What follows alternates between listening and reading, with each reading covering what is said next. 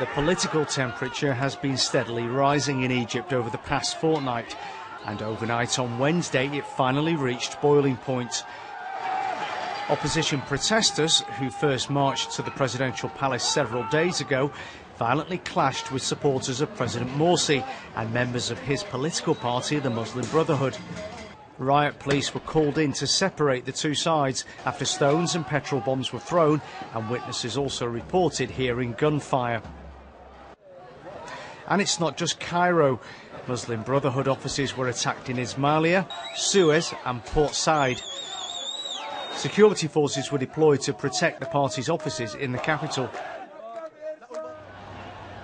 Earlier in the day, activists from the Muslim Brotherhood arrived at the focal point for most of the protests, Tahrir Square, and began dismantling the tents of opposition activists who'd been there for nearly a fortnight. President Morsi's critics want him to abandon powers that he awarded himself, which protect his decrees from legal challenges.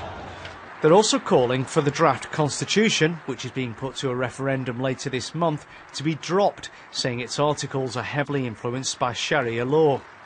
In the face of several high-profile resignations, there are signs that the government is trying to find a compromise over the constitution, but only after it's been voted on. Door is open for people to reach an agreement and to come with initiatives and alternatives. That's not good enough for the opposition, who've laid the blame for the strife firmly at the president's door.